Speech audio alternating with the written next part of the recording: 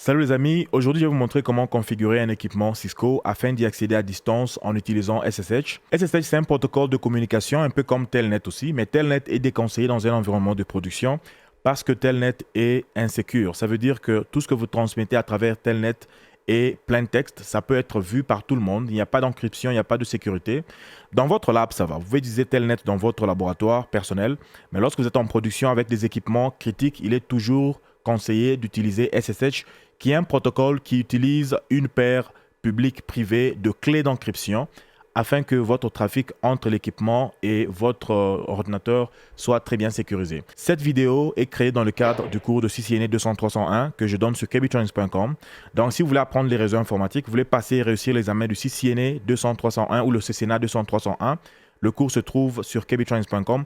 Il va de 0 à ingénieur et il vous aide à commencer ou à booster votre carrière dans ce domaine de la technique. Alors, nous avons déjà accès à ce switch grâce à une connexion console, telle que vous le voyez ici. J'ai parlé de la connexion console dans la leçon qui précède celle-ci. Donc, il y a déjà une connexion console qui est connectée à ce switch.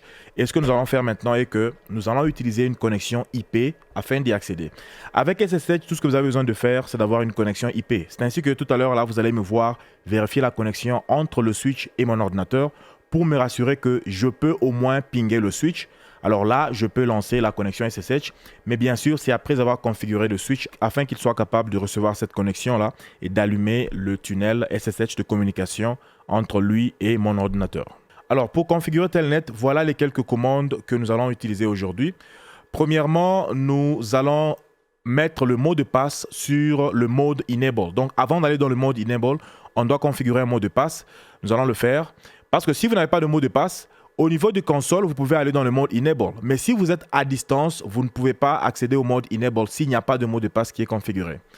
Et puis après ça, nous allons créer un utilisateur pour le test. Je vais créer un utilisateur que je vais appeler kbtronics par exemple. Et je vais lui donner un mot de passe. Et après cela, je vais changer le hostname ou soit le nom de mon équipement. Je vais l'appeler SW1. C'est bien toujours de le faire parce que ce nom va être utilisé dans la clé qui va être créée pour SSH. Donc, c'est toujours conseillé de changer le nom. Comme ça, vous allez savoir de quel équipement il s'agit. Et après, nous allons donner un nom de domaine à notre équipement.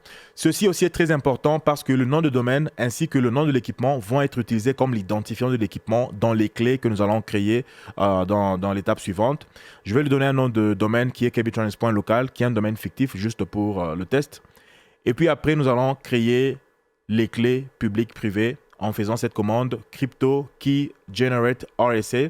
Ça va créer une clé RSA qui va permettre de sécuriser notre trafic, ou soit d'encrypter notre trafic entre notre ordinateur et notre switch. Et puis après cela, nous pouvons changer la version de SSH pour aller vers la version numéro 2. Numéro 2, en fait, la version 2, c'est la version beaucoup plus sécurisée que la version 1. Alors, c'est toujours bien de le faire. Et puis après, nous allons aller dans les lignes VTY. Nous avons vu les lignes VTY dans la leçon précédente. Ce sont ces lignes-là virtuelles qui nous permettent d'accéder à l'équipement.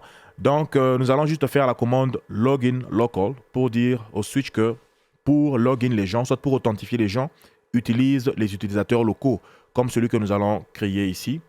Voilà, c'est tout ce que nous allons faire. Alors, comme je vous l'ai dit, nous avons déjà un accès SSH, ou soit un accès console plutôt, à ce switch. C'est la fenêtre que nous avons ici.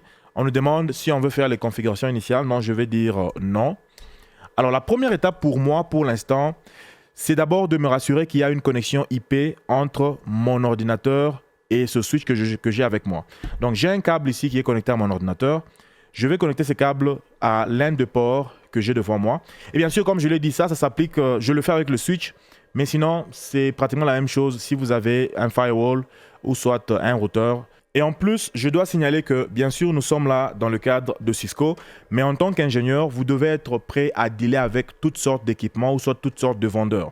Il y a certains équipements qui viennent avec une adresse IP déjà configurée, donc vous n'avez pas besoin de le faire avec un câble console, un peu comme le FortiGate que je vous ai présenté sur la chaîne YouTube. Donc, quand vous achetez un équipement, on vous dira comment y accéder. Je vais juste vous dire que 2 fois, l'adresse est déjà configurée, mais dans notre cas, nous devons entrer pour configurer ça nous-mêmes.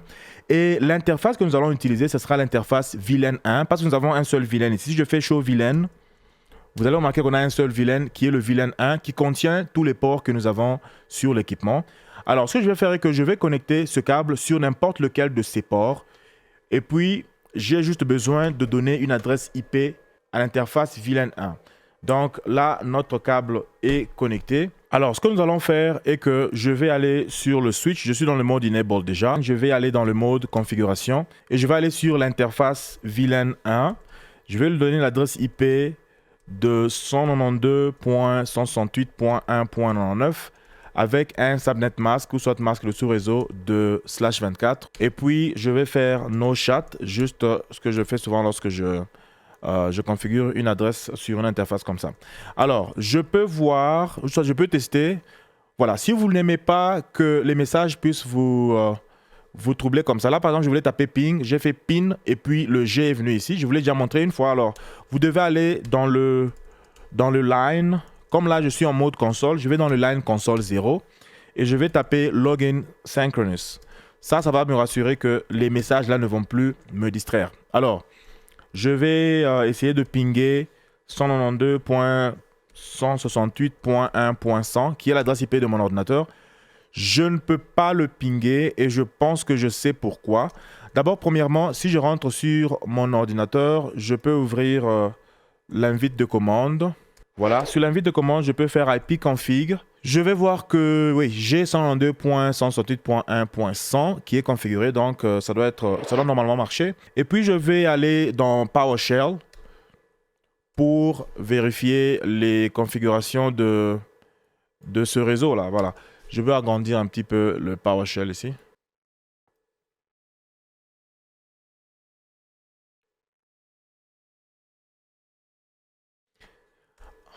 Alors, dans le PowerShell, je vais taper cette commande qui va me montrer les différents réseaux que nous avons ici. Nous allons voir que le réseau ici, en Identified, là où je suis connecté pour l'instant, est public. C'est pour cela, deux fois, lorsque le réseau apparaît comme public comme ça, le firewall ou soit l'ordinateur va se conserver et il ne va pas permettre au ping d'y arriver. Alors, la première des choses que j'aime faire, c'est souvent de changer ce réseau pour qu'il soit privé. Je vais faire cette commande, je donne le nom de mon réseau et puis je dis que je veux que ça soit privé. Alors, lorsque j'entre cette commande, le réseau va être privé. Si je refais la première commande, vous allez voir que le réseau est maintenant privé. Alors, rentrons sur le switch pour voir si cela est suffisant afin de pinguer l'ordinateur. Voilà, là, nous pouvons pinguer l'ordinateur. Mais sinon, si ça ne marche toujours pas, deux fois, le firewall que vous avez sur votre ordinateur peut bloquer aussi des connexions comme celle-ci. Donc, rassurez-vous que vous avez aussi désactivé le firewall.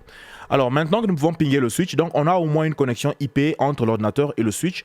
Nous devons maintenant continuer avec la configuration de SSH sur le switch afin qu'il soit capable de recevoir cette connexion-là venant de mon ordinateur.